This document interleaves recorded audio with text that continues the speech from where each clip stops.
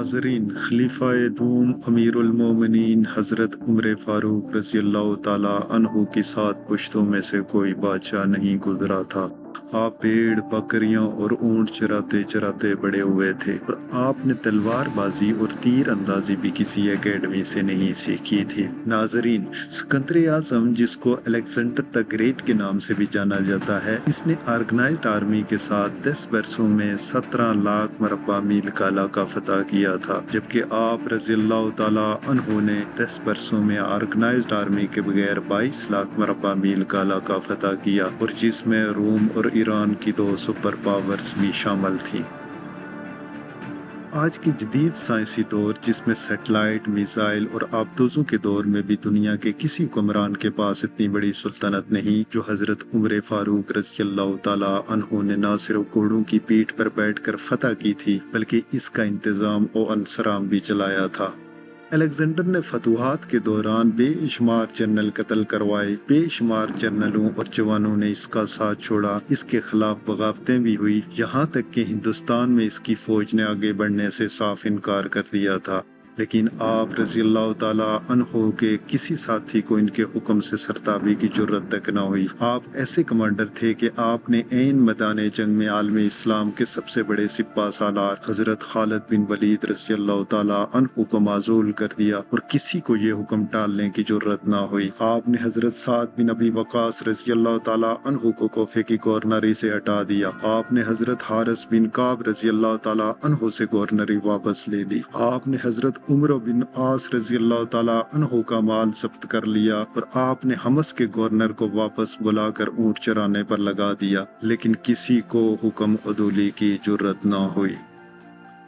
नाजरीन, अलेक्जेंडर ने 17 लाख मरबा मील का इलाका फतह किया, लेकिन दुनिया को कोई निज़ाम ना दे सका, जबकि हजरत उमर फारूक रज़ी अल्लाह ताला अन्हु ने दुनिया को ऐसा निज़ाम दिया जो आज तक पूरी दुनिया में किसी न किसी शक्ल में राइज है, जिनका अगर हम जिक्र करें तो सन हिजरी का इजरा किया, कैदियों के लिए जेल का तसव्वुर दिया, मुअज्जिन और इमाम मस्जिद की तनख्वाहों का क़याम अमल में लाया, मस्जिदों में रोशनी का बंदोबस्त कराया, पुलिस के महकमे का क़याम अमल में लाया, एक मुकम्मल अदालती निज़ाम की बुनियाद रखी, आबपाशी का निज़ाम मुतारफ करवाया, फौजी छावनियाँ बनवाई और फौज को बाकायदा एक मुनज़्ज़म अदारे की शक्ल दी। आपने दुनिया में पहली बार शीर ख्वार बच्चों, माजूरों, बेवाओं, यतीमों और बे आसराओं के लिए वज़ाइफ मुकर्रर किए। आपने दुनिया में पहली बार हुक्मरानों, सरकारी ओहदेदारों और वालियों के असासे डिक्लेयर करने का तसव्वुर दिया। आपने बेइंसाफी करने वाले जजों को बाकायदगी से सजा देने का सिलसिला शुरू किया। आपने दुनिया में पहली बार हुक्मरान क्लास की अकाउंटेबिलिटी शुरू की। आपने रातों को तजारती काफिलों को चौकीदारी मुहैया करके तजारती अमन और अमान को यकीनी बनाया।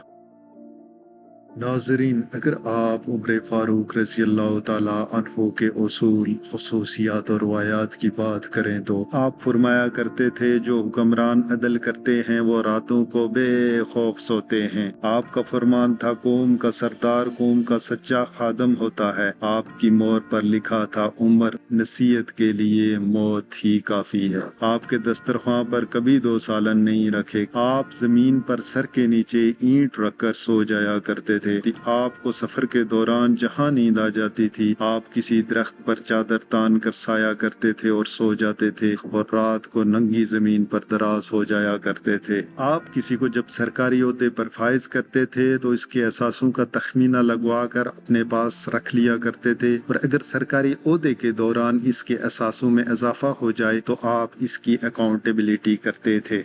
आप जब किसी को गवर्नर बनाते थे तो इसे वाज़े नसीहत फरमाते थे, कभी तुर्की घोड़े पर ना बैठना, बारीक कपड़ा ना पहनना, छना हुआ आटा ना खाना, दरबान ना रखना और किसी फिरियादी पर दरवाजा बंद ना करना। आप फरमाते थे, जालिम को माफ कर देना मजलूम पर जुल्म है। आपका ये फिक्रा आज इंसानी हुकूक के चार्टर की हैसियत रखता है कि माएँ बच्चों को आज़ाद पैदा करती हैं, तुमने इन्हें कब से गुलाम बना लिया। आप इस्लामी दुनिया के پہلے خلیفہ تھے جنہیں امیر المومنین کا خطاب دیا گیا۔ دنیا کے تمام مذاہب کی کوئی نہ کوئی خصوصیت ہے، اسلام کی سب سے بڑی خصوصیت عدل ہے، اور حضرت عمر فاروق رضی اللہ تعالی عنہ وہ شخصیت ہیں جو اس خصوصیت پر پورا اترے ہیں۔ آپ کے عدل کی وجہ سے عدل دنیا میں عدل فاروقی بن گیا۔ آپ شہادت کے وقت مقروض تھے، چنانچہ آپ کی وصیت کے مطابق آپ کا واحد مکان بیچ کر آپ کا قرض ادا کر دیا گیا، اور آپ دنیا کے واحد حکمران تھے جو فرمایا کرتے تھے میرے دور میں اگر دریائے فرات کے کنارے کو کتا بھی بھوکا مر گیا تو اس کی سزا عمر کو بھگتنا ہوگی۔